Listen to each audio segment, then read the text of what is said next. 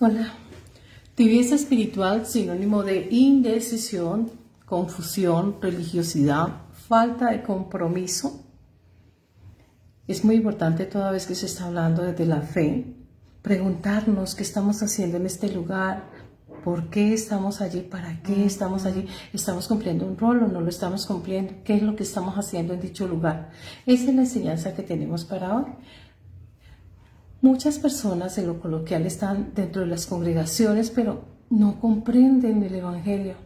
Les queda un poco difícil entender los roles.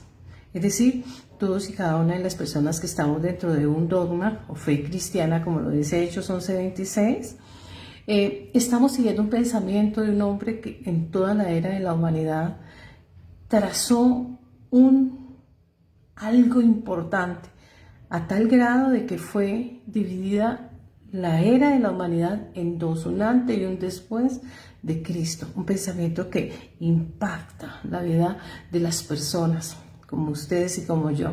Porque ese hombre, los seres humanos, la humanidad le reconoce como Mesías o ungido de Dios. Nosotros vemos a la luz de la Escritura que ungido era todo aquello que se le hacía a un hombre una vez iba a posesionarse como rey. Este rey de reyes y señor de señores desde el dogma de la fe es Jesucristo. Ahora bien, la tibieza espiritual que vamos a tratar hoy, la cita base la vamos a encontrar en Apocalipsis 3 del 14 al 22 y en sus efectos vamos a desarrollar el tema en la lectura de ella y así mismo vamos a ahondar en ese navegar a profundidad. Ustedes y yo de la mano a la luz de las Escrituras desarrollaremos ese tema y empezaremos a mirar el mensaje que está inmerso, implícito en la enseñanza. Dice y reza la cita lo siguiente. Y escribe el ángel de la iglesia en la Odisea, he aquí el amén, el testigo fiel y verdadero, el principio de la creación de Dios, dice esto: yo conozco tus obras, que ni eres frío ni caliente. Ojalá fueses frío o caliente, pero por cuanto eres tibio, no frío ni caliente, te vomitaré de mi boca. Porque tú dices, soy rico, me he enriquecido y de ninguna cosa tengo necesidad. Y no sabes que tú eres desventurado. Andrew, buenas tardes, Jamie, buenas tardes, bienvenido. Miserable, pobre, ciego y desnudo, desventurado. Te aconsejo que de mí compres oro refinado en fuego para que seas rico y vestiduras blancas para vestirse, no sea que se descubra la vergüenza de tu desnudez. Unge tus ojos con colirio para que veas. Yo reprendo y castigo a todos los que amo. Sé pues celoso y arrepiéntete. He aquí yo estoy a la puerta y llamo. Si alguno oye mi voz y abre la puerta, entraré a él, cenaré con él y él conmigo. Dice la Escritura lo siguiente. Nos está hablando de aquellas personas que estamos dentro de la fe. No le está hablando al no creyente, a aquella persona que no ha tenido ese primer encuentro con Dios. Está hablándole a aquella persona que ya conoce todo lo de Dios, conoce la existencia de Jesucristo y le ha aceptado. Es decir, está hablando de un creyente, una persona que ya ha tenido un acercamiento a la fe, que tiene acercamiento a través de la palabra, que ha escuchado los mensajes de Dios en diferentes discursos en sus congregaciones. A estas personas que ya tienen un conocimiento, le está diciendo que están allí, pero están ocupando banca. No entiende, qué tristeza, ¿verdad? Estar en un lugar y no comprender cuál es ese rol y para qué vamos a desempeñar ese rol en ese lugar.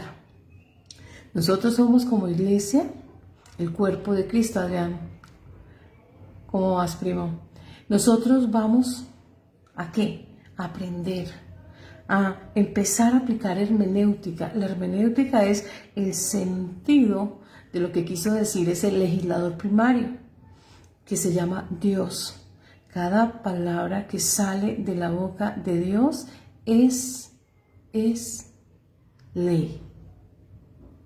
Es decir, es un sí y un amén. Se cumple taxativamente. ¿Qué quiere decir Dios cuando está hablando a una iglesia que es próspera? De su momento, una iglesia en lo económico, en lo político, es próspera a tal grado de que están convencidos de que no necesitan nada y quizá en su propia perspectiva, bajo su propia mirada, consideran que no necesitan nada, todo lo tienen. Es decir, gozan y ostentan un estado de bienestar, pero un estado de bienestar parcial, es decir, temporal. Porque recuerden ustedes que nosotros mientras estemos en este cuerpo, Mishkan, o tienda de Dios, o recipiente de Dios, o tabernáculo de Dios, donde el Espíritu de Dios descansa, nosotros pues tenemos y estamos realizando un propósito de vida. Todos los seres humanos mientras estamos en este mundo terrenal, es decir, en la premisa de Génesis 6.3, un periodo de 120 años aproximadamente, a unos la ruleta de la vida le girará más que a otros, entonces nosotros estaremos allí para cumplir un rol. Manuel, buenas tardes. Nosotros estamos allí para realizar algo en este mundo terrenal, en esta esfera terrenal. Sin embargo, a veces estamos tan atiborrados y en todo esto de globalización y de que tenemos que ser productivos, estamos hablando de productividad permanente, pues estamos atiborrados de cosas y asuntos, y hasta el grado de que nos distraemos de lo que realmente es importante porque solo vivimos para trabajar. No trabajamos para vivir, y como vivimos para trabajar estamos ocupados. Ahora con el caso de las redes sociales estamos aún más en esa burbuja, nos aislamos, a veces estamos en cuerpo presente pero en mente ausente en muchos lugares porque estamos en muchas cosas y queremos estar en muchos lugares. Recuerden ustedes que mientras nosotros estemos en este cuerpo terrenal temporal, no tenemos el don de oblicuidad, es decir, estamos en un tiempo, modo, lugar y espacio determinado, por lo cual demanda de nosotros, estamos, en este caso estamos hablando de la palabra en este momento, entonces nos vamos a ocupar con el pensamiento y nos vamos a concentrar y vamos a trabajar en lo que se ha dicho a la norma de ese marco jurídico espiritual que nosotros tenemos, que se llama la Escritura. Y cada una de ellas, tiene y cumple un rol. Cada una de ellas nos va a nosotros. ¿Para qué sirven las reglas? ¿Para qué sirven reglas, preceptos, mandatos, misbod, misbat, como ustedes quieran llamar? Mandatos, órdenes. ¿Para qué sirven? Nos va a regular la convivencia, la armonía entre nosotros y con Dios, desde la esfera espiritual. En este caso estamos hablando del dogma cristiano, entonces nos va a regular la vida espiritual. ¿Cómo va a ser esa relación Dios-hombre y hombre-Dios? ¿Cómo va a ser la relación de nosotros como hermanos en esa maravillosa confraternidad? Nosotros cómo debe ser de respetuosa, cómo nos vamos a tratar y demás. Ahora bien, dice que la primera invitación que se nos está dando dice, conozco tus obras. Es en verso 15 del capítulo 3 de Apocalipsis. ¿Qué está diciendo allí? Sé lo que haces a la luz pública y en lo secreto. Nosotros nos hemos vuelto como tan hipócritas que tenemos y nos hemos vuelto habilidosos, histriónicos. Entonces utilizamos una fachada para mostrar a la sociedad, al público, y una que tenemos y manejamos desde nuestra intimidad. Y pensamos que en el ámbito espiritual nosotros podemos llegar y engañar a Dios y pensar que podemos engañar a Dios, hombre, sería ser fatuo, es algo muy bobo, porque Dios está en todo. Es decir, ¿qué es ese todo que dice la gente que está en todo lugar, en todo momento? Es decir, Él sabe, antes de que el pensamiento humano llegue, en este caso, a quien está hablando, primero pasa por ese triage. Y en ese filtro se me va a otorgar a mí la capacidad de tomar decisiones asertivas o no asertivas en el ejercicio de acierto y error, en el ejercicio de aplicar el conocimiento, sea por teoría o por práctica. Y yo voy a poder expresarme a través de las acciones, a través de las palabras, a través de expresar sentimientos, emociones o pensamientos. Nosotros pues tenemos que tener muy claro de que ese Dios conoce todo de nosotros. ¿Por qué? Recuerda que en Isaías se nos habla de Emmanuel, Dios con dentro de nosotros. Esa presencia de Dios, es decir, Génesis nos habla en Génesis 2:7 que en un comienzo se hizo un hombre, y ese ser humano que se hizo, allí inmerso en él estaba también el género femenino, es decir, ese hombre representaba a la humanidad. Una vez fue comisionado y se le delegó la labor de nombrar o nominar o darle nombre a la creación. Entonces, lo que quería Dios decirle o mostrarle o hacer sentir las necesidades de una compañía, un acompañante, pero no era cualquier acompañante, era alguien idóneo. Idóneo. ¿Ese alguien idóneo tiene que ser igual? No. Es semejante, no igual. Va a pensar diferente. Vamos a tener muchas cosas en las cuales empatizamos, pero van a haber también muchas diferencias. Lo que tiene esa pareja o esa ayuda idónea es que va a ser apto para acompañarme en el proyecto de vida, para desarrollar mi propósito de vida o mi plan de vida o mi proyecto de vida. Vamos a unirnos mancomunadamente en una yugada, es decir, en una alianza de matrimonio, yugada, donde uno es más experimentado que el otro. Usualmente, en nuestra costumbre colombiana, es mayor el hombre que la mujer en años 5, 10, cada cual mira la diferencia. Esa persona que ostenta una mayoría de edad será más experimentado a razón de que ha vivido un poco más que nosotros. Ha tenido más experiencia, ha tenido ese proceso de maduración. Entonces, en él va a descansar la responsabilidad de ser ese guía, ese buey guía.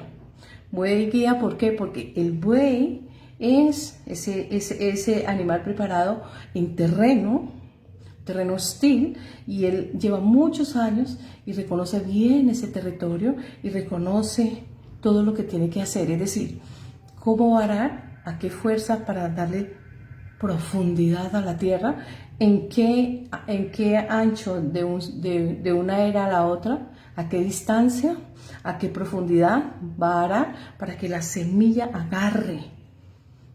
Va a hacer las hileras bien delineadas. Él va a conocer bien los límites, es un experimentado. El buey joven o la pareja va a ser menos experimentada.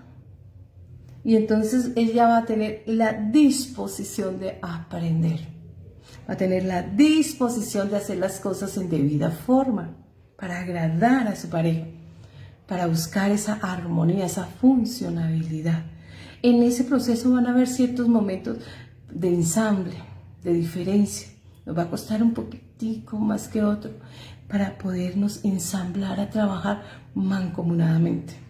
No obstante, ambos van a trabajar mancomunadamente, van enfocados a una misma función, tarea, labor o destino, van enfocados a una meta, van trabajando en el mismo horario, al término y al tiempo, es decir, se van a sincronizar, se van a aliar. Toda vez que nosotros estamos hablando de ello, entonces empezamos a entender y empezamos a comprender la importancia de saber quién es esa pareja. Ahora bien, estamos hablando de Dios y la relación con nosotros. También hay un maridaje, una alianza, un pacto. Alianza, pacto, maridaje, porque Él es nuestro marido. Dice en Isaías 54:5, dice, el Señor tu Dios es tu marido, es decir, tu cónyuge. Él es esa prometido, esa promesa. Entonces nosotros empezamos a hablar de una relación bilateral, Dios hombre, hombre Dios. Pero ¿qué pasa con esa relación? ¿Funciona? ¿Es funcional? ¿Disfuncional? ¿Cómo estamos? Ahí vamos a adentrarnos en Apocalipsis 3, porque él va a hablar de una iglesia, la Odisea. La Odisea, término que significa derecho de personas. Bueno, cuando estamos hablando de derechos personales, los derechos que cada individuo ostenta, el derecho a un nombre, el derecho a la nacionalidad, el derecho a la vida, etcétera, todos los derechos que hay, no terminaría de enunciarlos. Entonces, en lo espiritual también gozamos de unos derechos. ¿Pero qué creen? A la par, gozamos de unos deberes, derechos y deberes. Usualmente le digo yo a las personas cuando nos congregamos, esto es una cancha de tenis, un tome y un deme. Tú me das, yo voy, mi derecho va donde empieza el tuyo va donde empieza el mío. Es decir, nos encontramos en una línea casi que imperceptible para poder vivir en armonía, para poder vivir en convivencia estable. Sin embargo, cuando nosotros estamos dentro de una congregación, estamos muy acostumbrados, nos hemos vuelto tan hipócritas que solo vamos a acabar bancas, perdónenme ustedes la expresión y válgame en el término. Es decir, vamos por ir. ¿Para dónde va Vicente? ¿Para dónde va la gente? Y nos sentamos allí y nos convertimos o en sabáticos o domingueros, o a veces vamos todos los días, pero si nos llegasen a preguntar, bueno, ¿qué aprendiste hoy? ¿Cuál fue el mensaje que Dios caló en lo profundo de tu corazón y de tu pensamiento hoy? ¿Y qué aporte hace para tu vida? Entonces empezamos a mirar, wow, no me acuerdo, no sé qué fue lo que vi. Ay. Es decir, estamos en cuerpo presente, pero en mente ausente. ¿Y por qué? Porque solo buscamos y nos hemos acostumbrado, somos tan utilitaristas que nos hemos acostumbrado a usar no solamente a las personas y usar todo lo que encuentra a nuestro favor y abajo nuestra conveniencia, sino que pensamos usar a Dios a nuestra conveniencia y solo buscamos de Él. Y doblamos rodillas, lloramos y hacemos, pero cuando lo necesitamos. Como si fuera ese Dios bombero que a la hora del incendio, entonces una llamadita y hacemos uso y luego lo desechamos y nos olvidamos, porque somos ingratos y desagradecidos. No sabemos ser agradecidos, no sabemos darle el valor a las personas, no sabemos respetar, somos utilitaristas. En la vida espiritual esto no funciona así. ¿Por qué? ¿Cuál es la razón por qué no funciona esto así? Sí, entonces me van a decir mucho, no. Pero Dios es un Dios de amor, compasivo, pero también es fuego consumidor. Y el Padre, a quien ama, disciplina, en palabras de Él. Él va a saber disciplinar a todos y a cada uno. No obstante a esto que yo les acabo de decir, también debemos de tener en cuenta que nadie conoce el día de vencimiento. Es decir, nadie conoce el día de su muerte, ni la fecha de su muerte. Por lo cual, casi siempre coge a las personas fuera de base. Entonces, solo vivimos para aparentar y descrestar a las personas y buscar la validación de las personas, estar dentro de un grupo, estar aparentando y querer aparentar la marca X, etc. No hemos comprendido la validación de Dios en cuanto a nuestra vida espiritual. ¿Estamos cumpliendo ese propósito para el cual fuimos diseñados? ¿O estamos viviendo por vivir?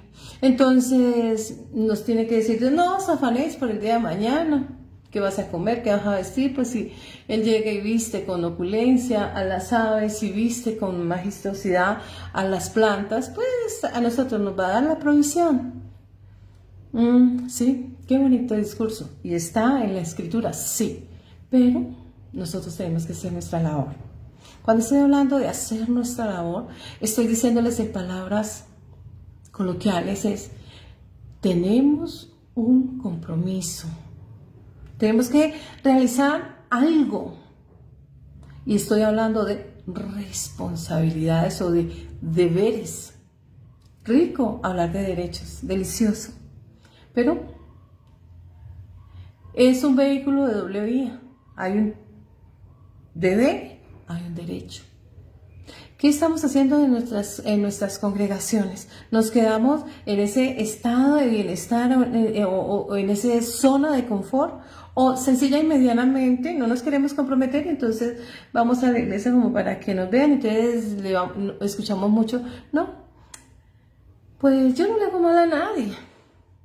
No robo, no mato. Voy allá a la iglesia, estoy cumpliendo los mandamientos, ¿sí? Todo lo está ejercitando, está comprometido, ha adquirido sus deberes, está realizando el ejercicio de aquello que toca. Ejemplo, todos somos y tenemos la comisión de predicar, tenemos la comisión de dar un buen testimonio mediante nuestros actos, es decir, la manera en que vivimos, lo que hablamos, lo que vamos a llevar a las acciones. ¿Lo estamos haciendo bien? ¿O nos hemos convertido tan mentirosos y ya no nos damos cuenta ni cuándo estamos mintiendo y nos engañamos a sí mismos? Es lo que tenemos que preguntarnos. Dice, y la primera queja que nos da el Creador, dice, conozco, sé lo que haces. Cada acción, cuando estás allí confinado en lo secreto, allí yo sé lo que tú estás realizando. Y lo que tú estás realizando, déjame decirte, dista mucho del cristianismo. Por ahí cristiano serás, pero cristiano no, porque el patronaje que deja Cristo es a perfección, cumplidor en cabalidad y en obediencia, en atención a todo lo que dice la Escritura. ¿Estamos así? Y ustedes me pegarán el grito ahora y me dirán, todos los seres humanos somos pecadores y fallamos. Sí. Por eso tenemos que estar concentrados, tenemos que estar atentos y tenemos que estar resarciendo. Si 7 veces cae el hombre, 7 veces se debe levantar, pero debe hacerlo de mejor manera. A veces vemos muchas personas, con todo el respeto que me merece cada uno, pero son religiosos. Y nosotros vemos que esto no es una falla únicamente de hoy. Ahí, a la luz de la Escritura, cuando estaba el apóstol Pablo, Esteban, etc., fueron muchos hombres perseguidos a causa del Evangelio, porque aquellos hombres que conocían la Torá, la Tanaj, etc., las Escrituras, religiosos, estaban en busca de ellos porque no reconocen a Cristo como Mesías. Entonces se les hacían juicios, se les llevaba pena capital y demás, se lapidaban, se encarcelaban, se golpeaban, se apedreaban, etc. Todas estas cosas en atención ¿a qué? A que eran religiosos. No lo hacían porque fueran personas quizás que estuvieran pensando que estuvieran obrando mal, no. Ellos querían cumplir esa palabra, pero soslayaban la interpretación del Mesías.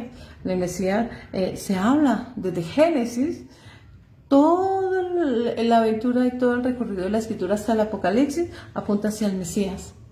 Y nos dice que nosotros debemos reconocerlo y que Él, contrario a lo que el pensamiento humano cree, que va a venir un hombre y que va a escoger una nación, en este caso el pueblo de Israel, para Él llegar y subordinar y someter a todas las naciones sí, y entonces ¿dónde está el libre albedrío de las personas?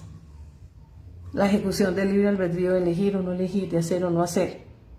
Ahora bien, si ese Mesías viene únicamente a establecer un reino por un periodo de temporalidad, digamos de 120 años, y el resto del tiempo, nosotros somos una fracción del tiempo, ¿qué pasa con respecto a las demás personas?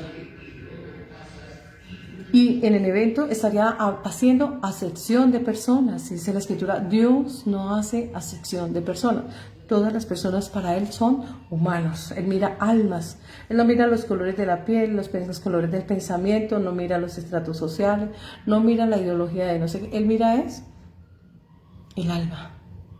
¿Qué y cómo y para qué está empleando el tiempo? ¿Cómo lo está empleando? ¿Qué está haciendo con su alma? Etcétera. Cuando nosotros pensamos que Dios vino a establecer un reino terrenal, estamos hablando de algo muy trivial. ¿Por qué? Porque el plan de Dios es muy ambicioso, por usar un término humano, es decir, abarca toda la era de la humanidad, de principio a fin. Es un poderío desorbitante, es decir, a nivel universal, la Tierra y todo lo que contiene el universo, los planetas, estrellas, el Sol, la Luna, etcétera, todo lo que pueda existir en el universo, no puede contener a Dios porque es demasiado inmenso. Él es supra. Al ser supra, ser supremo en su máxima extensión, pues todo esto aquí es limitado. Lo que viene Dios a establecer es volver a hacer volver la humanidad, tornar la humanidad que fue expulsada de ese paraíso, tornarla nuevamente a Él, porque ella tomó distancia, se alejó de Él en atención a la insubordinación, rebeldía, desobediencia, adulterio, etc. Orgullo, soberbia, bueno, una cantidad de fallas que se pueden ver y que están inmersos en el capítulo 3 del Génesis. Ahora bien, en ese orden de idea, Dios le está diciendo a una persona, por cuanto no eres frío y no eres caliente. Está hablando de una tibieza espiritual. Cuando estamos hablando de una tibieza espiritual, estamos hablando de que Dios dice, el que no es conmigo es que me contra. Nosotros lo podemos ver en reiteradas ocasiones cómo Él está llamando al ser humano a tomar postura, de estar en los caminos de la fe o estar lejos. Pero no se puede estar en ese franja intermedia o de transición o de indecisión o de confusión o de religiosidad o de ausencia de compromiso, sin saber, como una espoletica deambulando de un lugar a otro, sin saber cómo, ni cuándo, ni dónde. Y así, cuando menos piensen, han pasado 10, 20, 15 años y se pierden, les llegó la muerte y se perdieron, porque no entendieron su propósito de vida. Por eso él dice términos tan duros, que dice desventurado, miserable, pobre, ciego, desnudo. ¡Wow! Duro, ¿no? Esa pobreza no es una pobreza económica, no, en absoluto. Se está hablando de una pobreza espiritual. La verdadera riqueza no son moneda, papel, no son gemas, oro, esmeralda, combustibles. La verdadera riqueza tampoco es la ciencia humana, porque ella fenece con su titular al momento del deceso de esa persona. Allí fenece todas las vanidades del mundo con la muerte. Entonces, ¿cuál sería la verdadera riqueza? La verdadera riqueza del ser humano está en Dios, en conocer ese reino espiritual y saber su valor espiritual. Es decir, desde este trazo, desde esta esfera terrenal empezamos nosotros a trabajar para seguir a la siguiente fase, es decir, al mundo espiritual, en la atención de que aquí cumplimos en esta pijama que nos hace a nosotros pecar por la debilidad que tenemos al estar descansando en este cuerpo terrenal. Somos muy dados y muy inclinados a lo banal, a lo trivial, a aparentar aquellas cosas superfluas. No obstante, cuando nosotros empezamos a trabajar desde el mundo espiritual, empezamos a desentrañar, a desenmarañar esa madeja de la palabra y navegamos en ese mundo espiritual dentro de las escrituras, empezamos a ver la verdadera importancia de lo que es vivir en debida forma. No desaforadamente, desmedidamente, soslayando los límites, porque nuestra tendencia a rebeldizarnos, nuestra tendencia a hacer lo que queramos, no nos gusta seguir reglas, no nos gusta que nos gobiernen, etc. Eso hace que nosotros seamos ese instinto de rebeldía, de insubordinación, ese instinto de hacer y llevar la contraria en todo. Sin embargo, nosotros podemos ver la importancia de lo que Dios nos dice a nosotros de aprender a regularnos dentro de ese marco normativo que es la Escritura, desde Génesis hasta Apocalipsis, y cómo nosotros vamos desarrollando a partir de los hábitos y las costumbres, empezamos a ejercer ese músculo espiritual. O cuando nosotros vamos al gym y vamos a trabajar nuestro cuerpo, vamos a buscar ese tallado corporal. Entonces, ¿qué hacemos nosotros? Hacemos una rutina y esta rutina va enfocada a tallar ciertas áreas del cuerpo, buscar el fortalecimiento de los músculos, buscar los hábitos y las costumbres de vivir una vida lo más sano posible. Y en atención a ello nos vamos a ver abocados a seguir una cantidad de dietas, un régimen de dietas, un régimen de ejercicio, un régimen de labor espiritual, etcétera, para ser lo más sanos, actos e idóneos. Ahora bien, le está diciendo de una tibieza y le dice, cuando una persona le llega a su momento y se encuentra tibia, dice, yo repelo.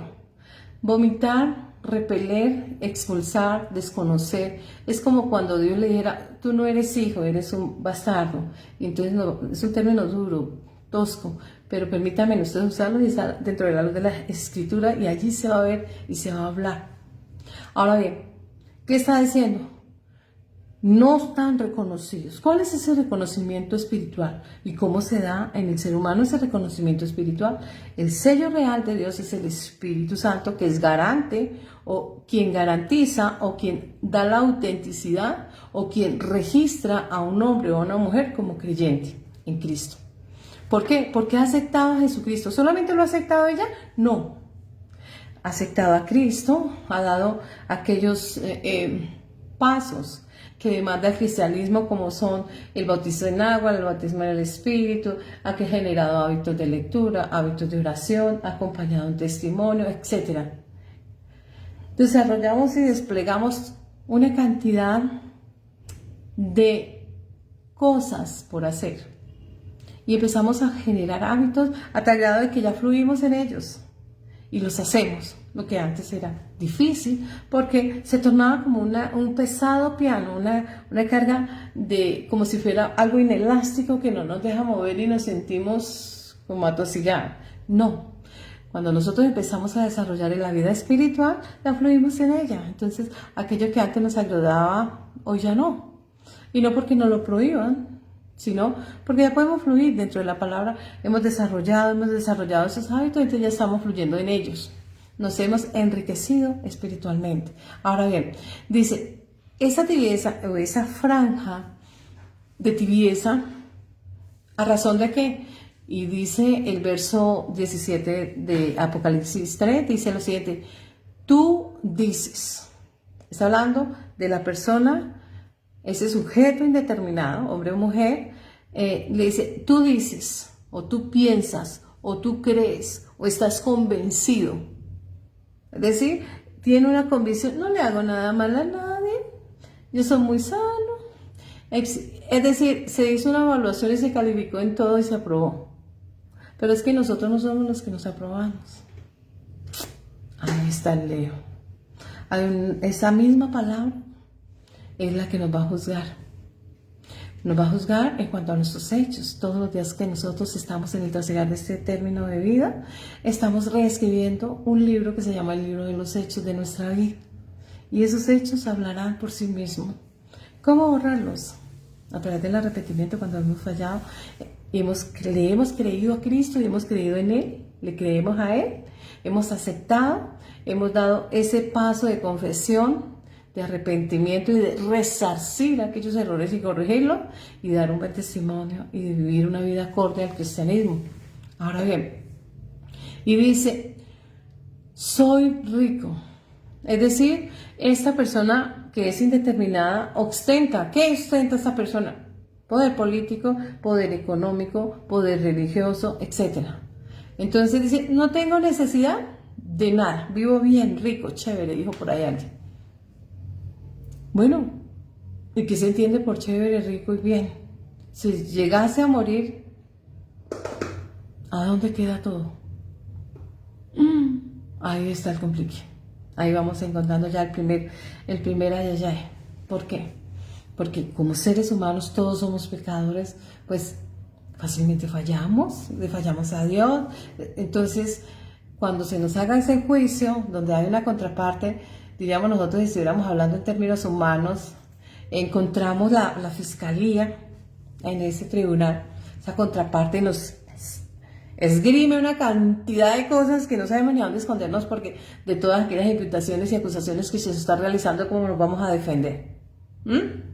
Y si no hemos buscado y no hemos obedecido y no hemos aceptado a Cristo, que es nuestro abogado, primera de Juan 2:1, que dice que abogado tenemos en Cristo, es decir, Él es ese experto, esa defensa técnica que nos va a representar a ustedes y a mí en ese tribunal espiritual, y quien va a hacer que ese abanico probatorio en contra lo va a desmontar, a tal grado de que cuando se produce una sentencia va a ser en favor, no a contra, a favor nuestro. Pero si no lo tenemos, ¿qué hacemos? Allí es donde nosotros tenemos que empezar a pensar un poquito más allá de nuestra nariz, porque tenemos una vista muy corta, muy limitada, y no le permitimos al pensamiento y a la palabra de Dios volar y empezar a nutrir toda esa CPU humana que llamamos cerebro, que todas las neuronas empiecen a conectarse y empiecen a trabajar el Espíritu Santo lo suyo y nosotros haciendo lo nuestro, y empezamos a adquirir ese conocimiento en lugar de tergiversar, de cometer imprecaciones o equivocaciones en atención a que no entendemos, a que estamos confundidos, a que nos convertimos en religiosos. Entonces pensamos y creemos que si nos vestimos acá y nos hacemos un moñito como un tamal, nos escondemos y decimos aleluya, amén, sí, amén, entonces ya somos muy cristianos, muy creyentes. Pues no.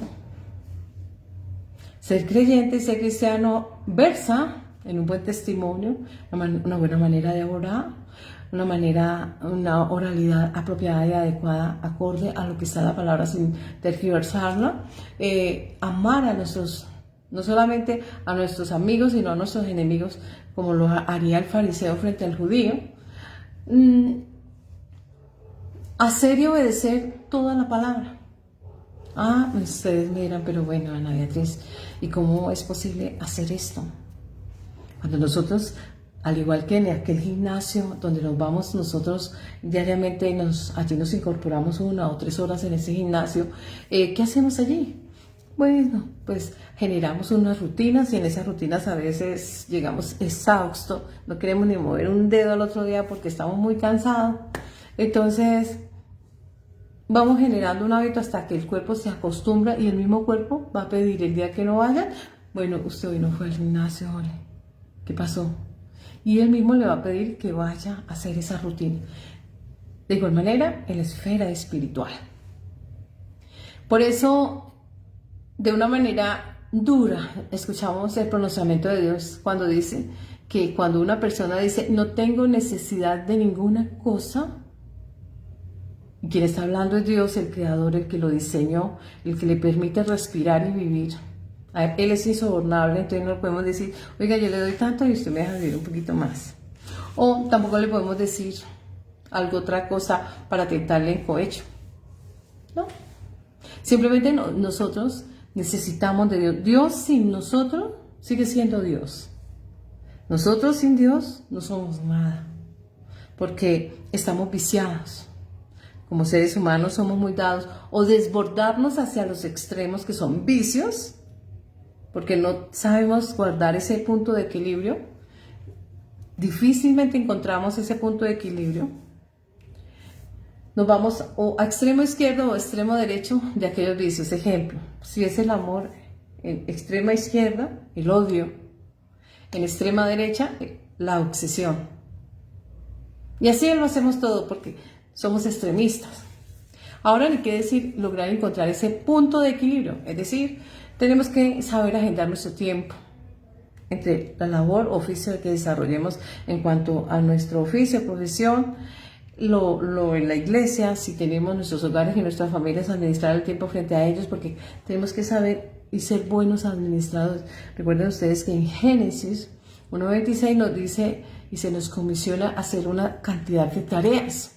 Y estas tareas nos dice que somos administradores, es decir, nos está hablando de una mayordomía, ser buenos administradores. Y vemos nosotros en los 4 evangelios que nos habla de esa mayordomía y cómo la debemos ejercitar, y hablan de algunos mayordomos infieles y malos administradores que no saben llevar el evangelio, no lo saben predicar, porque solo buscan su propio interés y ven en las personas una cifra y no ven el servicio a Dios y no ven la sencillez, la humildad, la honradez, etc. No terminaría de hablar de aquellos principios y valores del cual vienen empotrados en cada uno de nosotros, ¿verdad? Y dice, no tengo necesidad. ¿Por qué? Porque considera que hacer presencia en un centro de congregación es suficiente.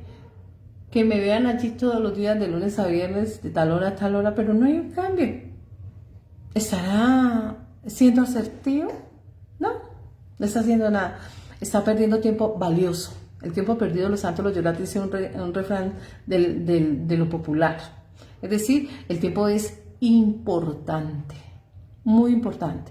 Es totalmente importante saber que la vida es muy corta. 120 años no es mucho. Sin embargo, estamos desperdiciando cualquier cantidad de vida en cosas que no tienen sentido. En trivialidades, en estereotipos, en banalidades. Cuando uno viene a algunos cementerios, dice, vanidad de vanidades, todo es vanidad. En otros dice, aquí terminan las vanidades del mundo. Y es una verdad absoluta, porque ahí no hay diferencia de estratos sociales, ideas políticas, ideas religiosas y demás. Todo termina ahí, en cuanto a lo terrenal. Ahora bien, le dice nuestro Creador ese sujeto indeterminado, a usted y a mí, ¿qué nos dice? Oigan, ocúpense o yo les doy un consejo o les voy a dar un concepto gratis a ustedes. ¿Cuál? Compre oro refinado. El oro, a título escritural, versa sobre la perfección. Busque perfeccionarse. Busque usted las cosas espirituales. ¿Y quién es la perfección? Cristo. Dios es la perfección. La palabra de Dios es la perfección.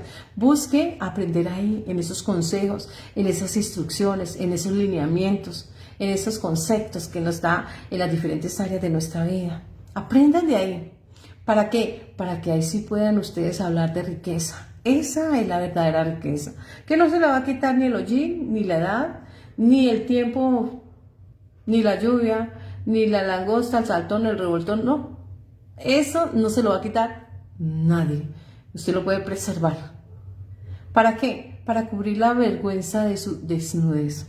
Cuando nosotros nos vamos a Génesis 3, vemos nosotros como en el desarrollo, una vez la mujer inquiere y le da a Adán a comer del fruto prohibido, lo primero que, el efecto que tiene el haber, la ingesta de la insubordinación del fruto del conocer el bien y el fruto del conocer el mal, es decir, poder hacer esos juicios de valor, pero actúa en insubordinación por rebeldía, entonces le aleja a Dios y le da un efecto, esconderse y alejarse de Dios. Lo que hizo Adán en ese momento fue esconderse. Y lo que Dios dice al ser humano, le dice, ¿dónde te pusiste? ¿Por qué? Porque Él nos puso a nosotros en un paraíso y nosotros nos pusimos en la tierra, distanciados de Dios. Él nos puso a nosotros al lado de Él. Todos los días conversábamos con Él, oíamos sus consejos, su manera de pensar, interactuaba. Nos delegaba tareas como comisionarnos para nombrar y nominar toda la creación, para gobernar, nos dio el dominio propio, etc. Sin embargo, nosotros nos pusimos en el mundo terrenal, en la pijama de piel. Es decir, un periodo muy corto, nuestra visión muy corta. ¿Y de qué hablar cuando nosotros estamos hablando del ejercicio diario de nuestra vida? Es decir, entre acierto y error en muchas de las ocasiones somos desasertivos. Voy a nombrar algo. En las relaciones interpersonales, sentimentales. No sabemos respetar a nuestro compañero y pasamos sobre él y a veces pensamos que la otra persona, en razón a que es una persona atenta, respetuosa, considerada, etc. Entonces confundimos, es una persona torpe, boba, no piensa. Y no sabemos hacer la lectura de las cosas adecuadamente. ¿Por qué? Porque solo pensamos como un embudo. Engulle y nada de aquí para allá. Tenemos que desprendernos de ese egoísmo que nos limita nuestra mirada y no nos deja ver más allá de la nariz. ¿Por qué? Porque cuando nosotros nos desprendemos del egoísmo, lo primero que pasa a modo extraordinario es que podemos pensar en otro exógeno a nosotros. Y ese otro exógeno a mi ser es nuestro prójimo. Por ende, parto de mí. Estoy pensando también en mi bienestar porque yo soy un ser social y necesito de todas y de cada una de las personas que están conmigo compartiendo esta esfera terrenal. Ahora bien, cubrir la desnudez o la vergüenza es quitarse el pecado, está haciendo un llamado al arrepentimiento. ¿Qué hizo Adán y Eva una vez? La ingesta de ese árbol prohibido. Vestirse. ¿Pero qué hizo? Un vestido del árbol de la higuera. Algo temporal, y nosotros vemos como somos muy habilidosos en moda, en diseño y demás, sí, para vestirnos bien, pero necesitamos un vestido espiritual, es decir, se nos dio este cuerpo humano, Génesis 3:21, y tejió Jehová o Yahweh, tejió y le hizo al hombre vestido de piel, un cuerpo humano, una mizcán. ¿Para qué? Para que repose su alma en él. Ahora, ¿qué estamos haciendo con nuestro cuerpo? ¿Lo estamos degradando, envileciendo, degenerando, maltratando? ¿Estamos en la ingesta, alicoramiento para dañar nuestro hígado y demás órganos? ¿En qué estamos? ¿En qué andamos?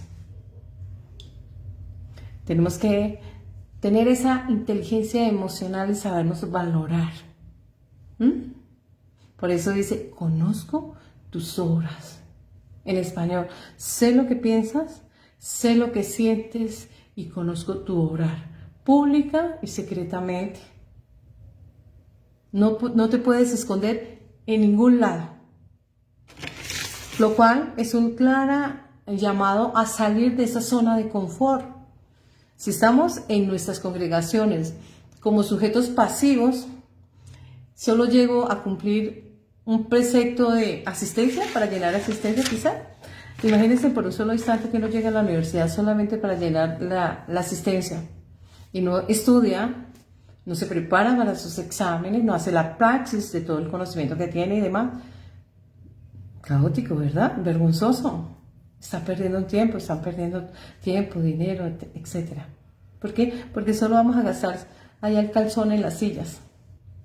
No, cuando nosotros estamos hablando de una fe espiritual, estamos hablando de crecer espiritualmente. Por eso dice, yo conozco esas obras, pero también estoy atento, estoy de pie a la puerta. Es decir, ahí estoy al pie suyo. ¿Cuándo llega Dios ahí? Cuando llama a una persona a pasar de este mundo terrenal al mundo espiritual. He aquí yo estoy a la puerta y te llamo. Cuando dice te llamo, es decir, conoce su nombre y el mío.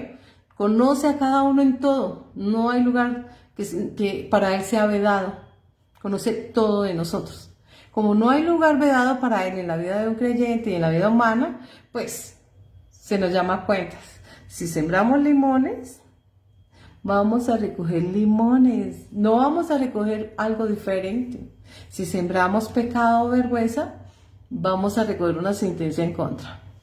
Pero lo importante es que nosotros tomemos un lugar. Es decir, no vivamos por vivir una vida espiritual, comprometámonos, está hablando de compromiso, es decir, ser sujetos activos dentro de la congregación y cumplir los roles. ¿Cuáles son? Por allá en Marcos 16:15 hacia adelante nos habla de una comisión y nos dice que lo primero que debemos hacer que es comisionados a predicar el evangelio. ¿Cómo se predica el evangelio? Como lo están haciendo en este momento la suscrita, quien les sirve a ustedes en el hogar, en la casa, en el trabajo, etc. Cada uno hace lo suyo. ¿Qué buscan? ¿Un reconocimiento masivo? No. A veces las trivialidades y las vanidades, es decir, de pronto nos pueden distinguir 1, 2, 3, 4 personas. ¿Y qué? ¿Qué te quita? ¿Qué te pone? Nada en absoluto. Cuando nosotros estamos abocados y somos llamados a dar un buen testimonio, cuando nosotros nos presentamos a Dios y nos dice, oiga, buen siervo, en lo poco has sido fiel, en lo mucho te coloco, porque son buenos administradores del tiempo, buenos administradores del recurso de vida, buenos administradores del hogar o la familia o los hijos o el esposo o la profesión o la empresa que yo les he dado, son buenos administradores. Pero cuando empiezan a nombrarnos un listado de vergüenza, pues ¿a dónde nos escondemos, por Dios santísimo? Eso es algo, sabiduría ante todo. Nosotros pues, lo que está diciendo allí en Apocalipsis 3, a estos derechos de la humanidad, de las personas, no es otra cosa que decirle, oiga, ustedes tienen unos derechos, sí, pero ustedes también tienen unas obligaciones, por lo cual las acciones o los actos suyos deben ser coherentes con lo que están profesando del cristianismo. Soy cristiano, pero desconozco el amor porque soy indiferente. No, pero es que yo no ofendo a nadie, pero soy indiferente. No tengo conmiseración. Puedo ayudar, pero no ayudo. Etcétera. A ver, ¿es cristiano? Creo que no, le falta. Hay que empezar a trabajar y ser coherente con lo que estamos nosotros, ese discurso que estamos manejando, lo que pensamos, lo que sentimos, lo que decimos y lo que acompañamos en las acciones, es decir, aquello que se hace evidente al ojo de las demás personas. Eso es el testimonio. ¿Por qué dice? Porque dice Dios es celoso. Ese término celo, cuando nosotros estamos en el mundo, lo tergiversamos plenamente. Porque confundimos el celo como con esas personas que son obsesivas, con esas personas que son posesivas, con esas personas que no consiguen un compañero idóneo, sino que consiguen un bien, entre comillas, pero las personas no somos un bien, excepto cuando ya las personas fenecen que el cuerpo es un bien del Estado. Pero antes somos un ser humano, que pensamos, razonamos, tomamos decisiones asertivas, no asertivas, etc. Es decir, somos discrecionales en. ¿De qué estoy hablando? De que el hombre o la mujer, o sea, a quien vaya dirigido el género, va a decidir en una relación sentimental si eso no es bien. No necesita un guarda, un vigilante, que esté allí, un custodio que le esté diciendo, oye, usted debe hacer tal. No. Esa persona sabe que adquirió unos deberes y por lo cual debe responder a esos deberes y recíprocamente va a recibir de la otra persona la lealtad, la honestidad, etcétera, etcétera, etcétera.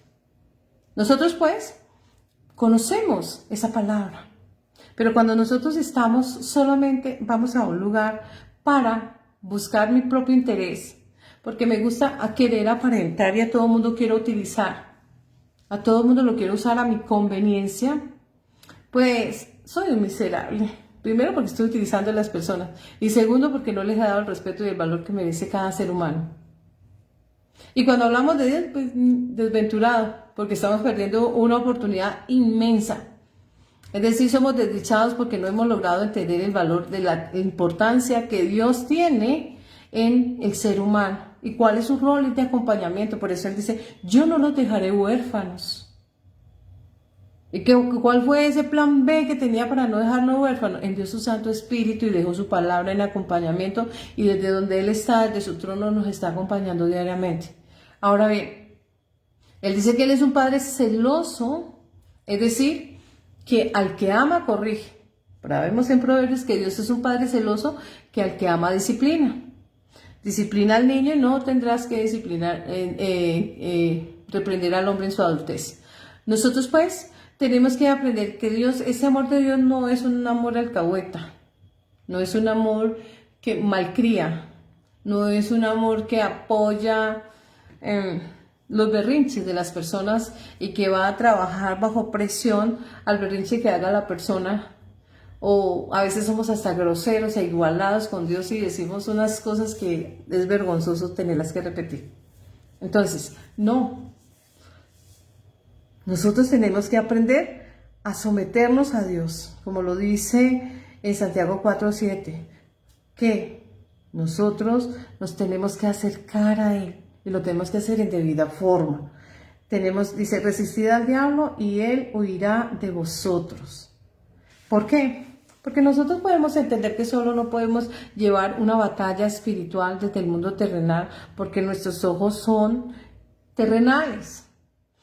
A veces, como en el caso de quien les está hablando, pues tengo un problema de la vista y si no tuviera los lentes no podría mirar bien, a no ser de que me operase. Pero es una vista 20/20 que es buena, es limitada.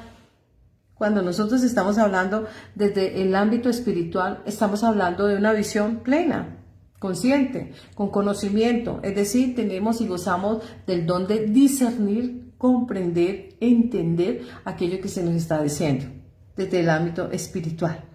Es decir, cada persona, cuando tiene esa amistad o esa comunión con Dios, todos los secretos les he revelado. Dice por ahí en Jeremías 33, dice, clama a mí, yo te responderé, te mostraré, te enseñaré cosas grandes y ocultas que no conoces. ¿Qué quiere decir esto? Nos va a mostrar todos los misterios y no va a haber secreto, porque dice también la Escritura que todo lo que hacen o suceda debajo del cielo se ha de conocer. Nada queda en lo oculto. Va a ser revelado en algún momento. Ahora bien, nosotros pues tenemos que estar atentos, tenemos que estar al día haciendo las cosas porque nadie sabe su fecha de vencimiento. Dice que nadie sabe el día ni la hora, como lo dice Mateo 24, del 36 al 51. Por lo cual es estar preparado. Cuando dice en Mateo 3, en Apocalipsis 3:20, aquí yo estoy a la puerta y llamo, está hablando de un llamamiento a la presencia de Dios. Y dice, si alguno responde, ¿a quién llama? A quien conoce, no va a llamar a un desconocido. Y si contesta, si hay un eco, si ese llamado haya un eco y en atención a ese eco hay una respuesta y esa respuesta es una invitación de aceptación a Cristo como ungido de Dios, Mesías, Señor y Salvador, Él es la puerta, Él es el camino, Él es el siervo sufriente, Él es el Cordero de Dios, el Cordero por la expiación de los pecados, el sumo sacerdote, nuestro hermano mayor, en fin. Entonces, cuando lo vemos a Él y contestamos, pero no solamente contestamos, heme aquí, Señor, aquí estoy, sino le decimos, ¿qué es aquello que debo de hacer para empezar a adentrarme dentro del plan de lo que Dios tiene para mí a modo de proposición o proyecto de vida? Cuando una vez yo le contesto, lo invito a entrar, entonces Él se va a incorporar, porque encuentra una bienvenida. No me tocó, es que me toca ir a la iglesia aquí. y empezamos a generar tedio. Una de las grandes habilidades que tiene el enemigo en el ser humano es generar ese tedio. Y es un tedio que se va generando y va creciendo soterradamente. Y no nos vamos dando cuenta porque es como cuando son esas enfermedades silenciosas que cuando dan el golpe es porque ya están tremendamente. Nos toman casi siempre de sorpresa. Es decir, nosotros no nos damos cuenta de cuánto ha avanzado ese tedio, esa apatía, esa pereza, y ya se torna caótico. Vamos por ir, por cumplir. Pero nosotros pensamos que si no robamos, no matamos, no secuestramos, etcétera, estamos muy bien. Sí. No. Las obras son las que hablan de nuestros sentir. De la abundancia del corazón habla la boca. Y también dice la palabra, donde esté el tesoro, allí estará el corazón del hombre. ¿Qué quiere decir eso? La riqueza humana va a anclar, a amarrar a la persona. ¿Cuál es esa riqueza y cómo está anclando ese gran tesoro a esa persona a tal grado de esclavizarla?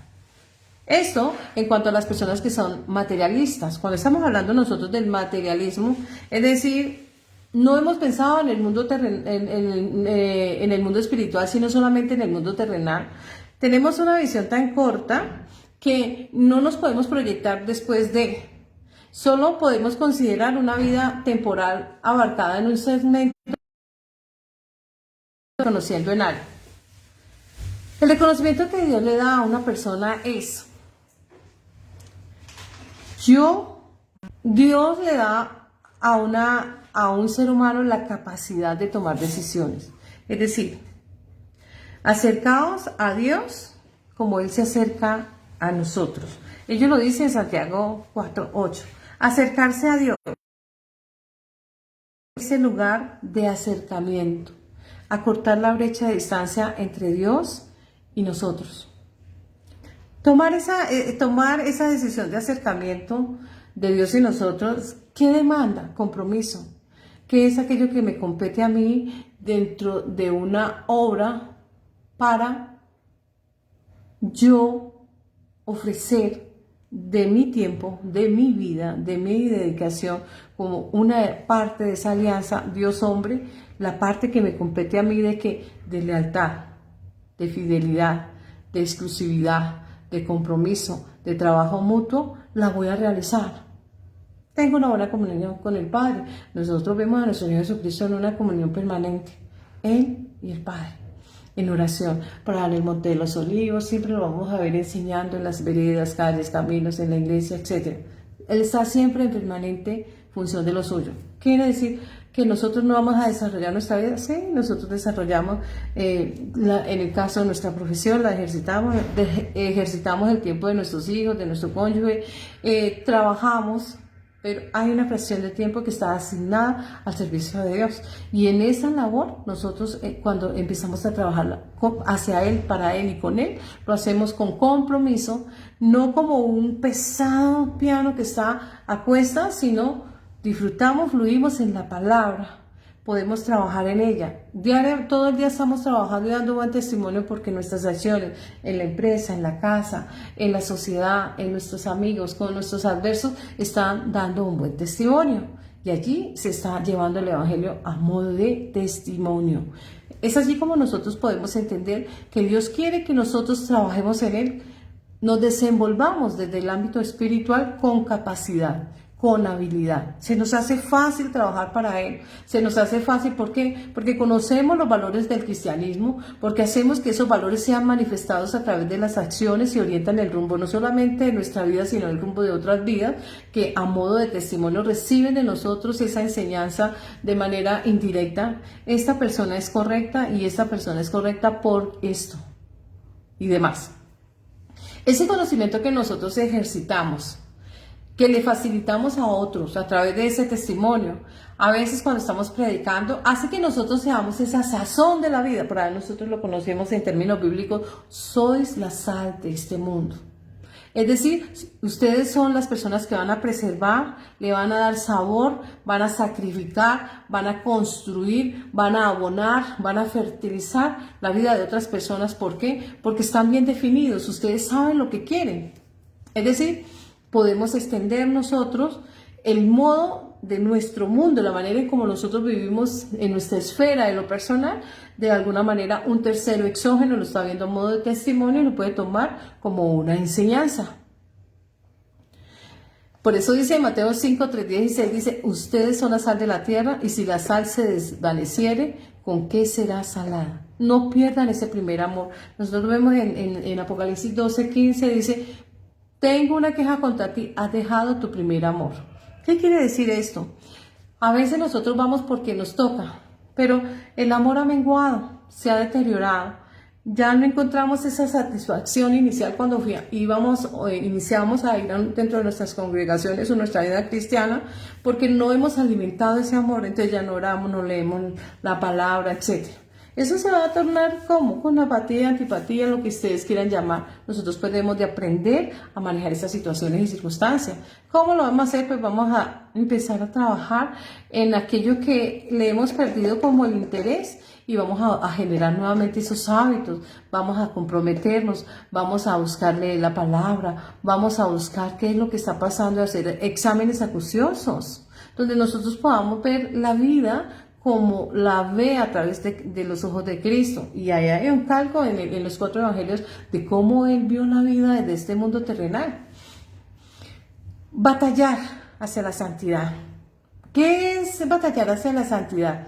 Batallar hacia la santidad no es otro que yo comprometerme a trabajar en aquellas falencias.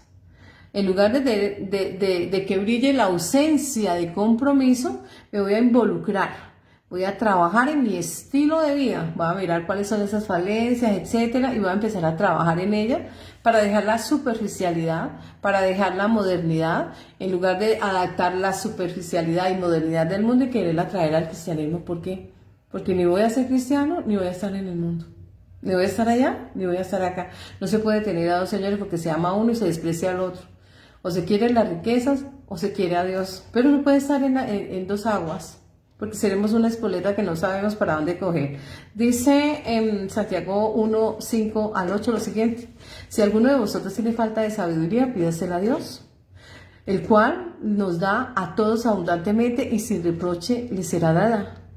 Pero pida con fe, no dudando, porque el que duda se asemeja o es un símil a una onda del mar que es arrastrada por el viento, echada de una parte a otra.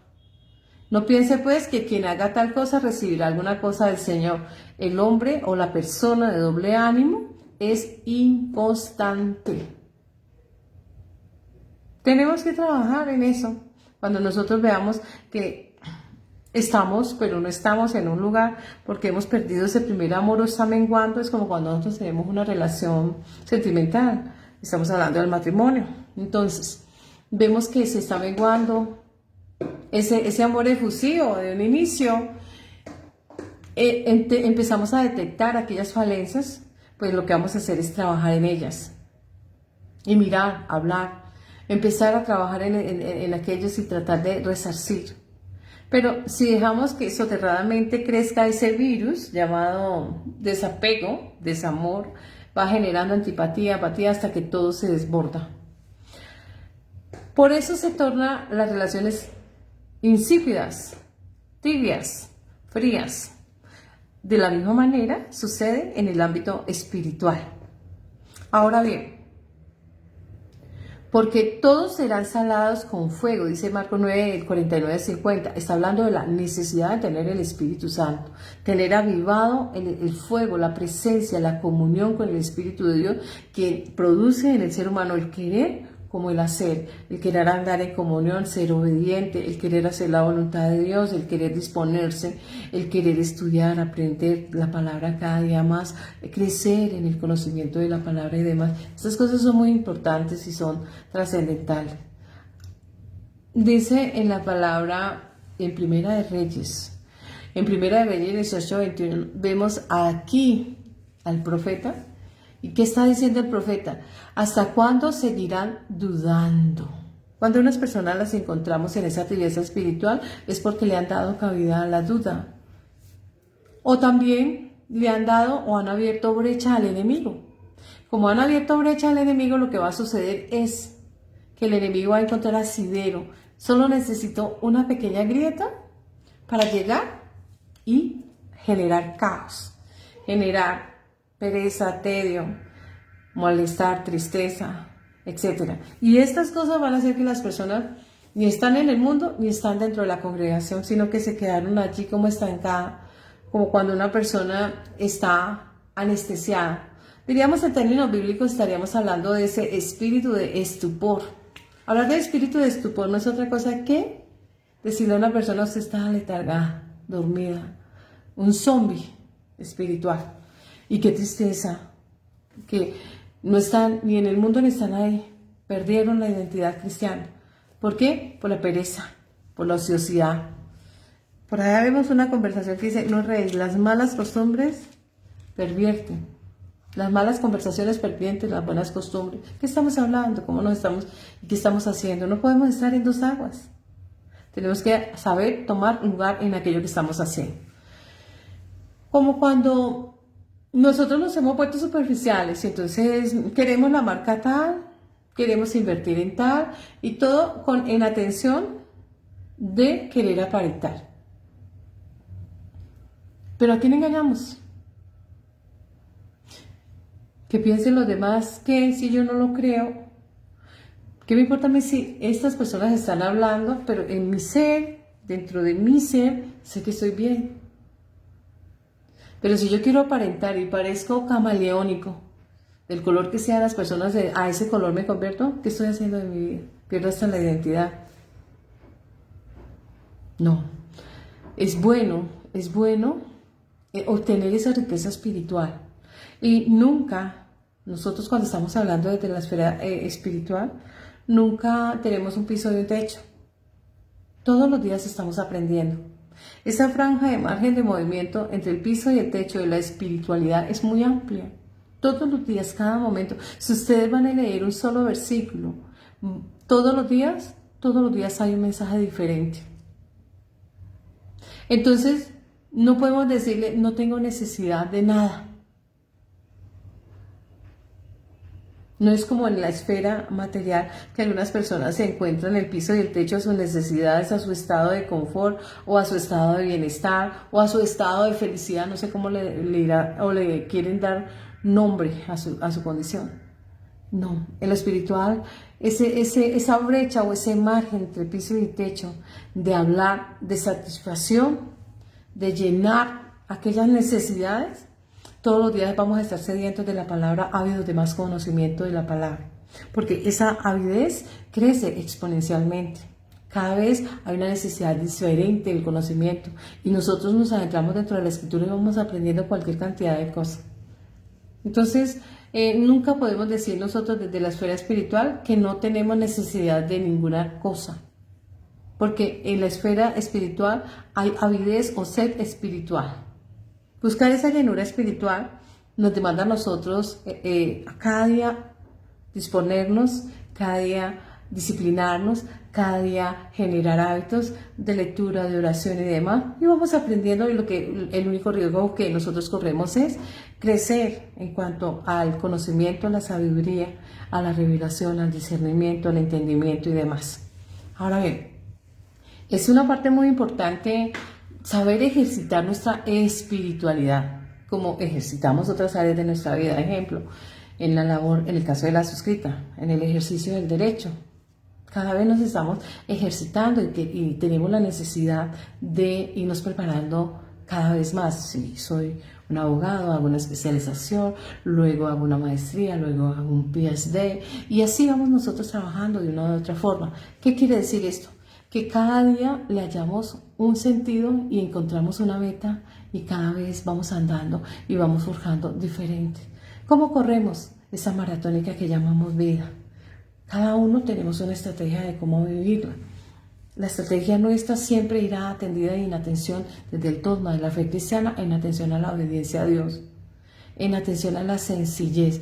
No puedo estar hablando de cristianismo cuando hay orgullo, soberbia, arrogancia, etc. Ninguno de los vicios. Yo puedo hablar de ser cristiano cuando hay mansedumbre, hay sencillez, hay amor, tolerancia, paciencia y demás. Ahora bien, nosotros como personas humanas, racionales, no podemos actuar irracionalmente, que es una cualidad únicamente de la especie animal, ese actuar irracional. Nosotros tenemos que buscarle un cauce, un desarrollo a nuestra vida, siempre enfocado en nuestro bienestar. Bienestar o estar bien. Por ahí ustedes van a la filosofía y van a conocer el discurso del bienestar. Ahora bien, dice en 2 de Pedro 3:16, asimismo, dice, en todas las cartas hablan ellas de esto, en las cuales hay algunas cosas difíciles de entender, que los ignorantes e inestables tergiversan, como también tuercen el resto de la escritura para su propia perdición. ¿Qué quiere decir? Hay personas dentro de la iglesia dando la interpretación a conveniencia y utilizándola para su propio provecho. ¿Qué están haciendo? No son cristianos. Nosotros, conocedores de la palabra, todos, siempre que escuchemos un discurso, incluso el que están escuchando en este momento, hagan un parangón, vayan y revisan la literatura dentro de la escritura y ustedes van a ver si es o no, o si procede o no procede de Dios esa enseñanza. Y la van a aplicar o no acorde a lo que ustedes hayan averiguado. Porque no nos podemos quedar con lo que escuchamos. Tenemos que ahondar dentro de la escritura, nos tenemos que sumergir en ella para poder entender. Otra cosa es no engañarse a sí mismo. No, ¿cómo podemos decir nosotros que no necesitamos de nada si todos los días tenemos y encontramos una falencia y un defecto? La que les habla, cualquier cantidad de defectos innumerables. No alcanzaría mi vida para decirle la cantidad de defectos que tengo. Y todos los días tengo que trabajar en uno de ellos, esforzarme por cambiar y cambiar de la mejor manera. Así lo deben hacer ustedes también. Dice en Santiago 1:9-11, dice, hermano, el que se humille, el que es de humilde condición, gloríese en su exaltación, pero el que es rico en su humillación, porque él pasará como flor de la hierba, porque cuando sale el sol, con el calor abrasador, la hierba se seca, la flor se cae y perece la hermosura y la apariencia. Así se marchitará el rico en todas sus empresas. Le está diciendo, la vida es muy corta y efímera. Envejecemos rápidamente. Aquella belleza que ostentábamos físicamente, a razón de la vejez se va perdiendo. Si ostentamos riqueza económica, tenemos músculo económico fuerte, en cualquier momento podemos perderla. Si ostentamos un poder político o demás, en cualquier momento se puede perder. Porque como se pierde la vida en un segundo, así Dios puede dejar a la persona sin nada. Esa es la enseñanza de hoy. Vamos a orar esperando que ustedes puedan reflexionar y adentrarse dentro de la escritura. Todos los temas que aquí se van tratando, ustedes lo han colocado en acotación y luego nosotros juntos, ustedes y yo, a la luz de la escritura, vamos empezando a ahondar dentro de ella. ¿Y qué pasa? Aprendemos a cambiar, le hallamos sentido a la vida, porque cuando tenemos una vida sin sentido, entonces hemos vivido por vivir. Les invito a recibir a nuestro Señor Jesucristo, aceptarlo como Señor y Salvador de su vida, como el Cordero de Dios, el siervo sufriente, el sustituto del hombre para tomar el lugar en la cruz, porque todo pecador debe morir irremisiblemente. En Él nosotros encontramos la salvación, la vida eterna, a través de su sangre, a través de su redención. Y Él nos sellará con la presencia de su Santo Espíritu. Les invito a navegar cada día dentro de la Escritura, leer un verso, ahondar en él y reflexionar, pedir el acompañamiento del Espíritu Santo. Cada uno de esos hábitos en ese maravilloso yin espiritual hará que nosotros cojamos músculo espiritual y crezcamos. Bendito Padre Celestial, amado Dios, amado Padre, en el nombre de nuestro Señor Jesucristo, te damos honra, gloria y pedimos a ti que nos des sabiduría, entendimiento, comprensión, discernimiento, revelación de tu palabra. Juan 14:13-14 está escrito, y todo lo que le pidieres al Padre en mi nombre yo lo haré, porque el Hijo glorifica al Padre. Lo que pidiéremos haré, dice Jesucristo. Te pedimos que nos des esa sabiduría. Salomón pidió sabiduría para gobernar sus administrados. Nosotros pedimos sabiduría para gobernar nuestra vida, para gobernar nuestra familia en debida forma, para crear aquellos hijos, ese conocimiento y ese temor a Dios, el temor a las escrituras, para crear hombres y mujeres dentro de la sociedad aptos e idóneos para desarrollar su rol en ella. Te damos gracias, Señor, por todo lo que nos bendices en todas las áreas, en lo intelectual, en lo sentimental, en lo laboral, en lo económico. En nuestro país oramos por nuestros gobernantes, Señor, en nuestro país y en los demás países, aquellos países que se encuentran en guerras. Padre mío, ten misericordia. Ten misericordia y da luz a esas personas que miren más allá del egoísmo y de ese bolsillo desmedido, que no tiene lleno, ese bolsillo roto, Señor, que quieren algún día llenar con la arrogancia, la soberbia, el poder, la ambición, la codicia. Permite, Señor, que cada país se pueda desarrollar en debida forma. Ame a sus administrados y cumpla su rol. También bendice a las familias, a los hogares, a quien vaya dirigido este mensaje, Señor. Un mensaje que tú hoy siembras en cada corazón, Señor.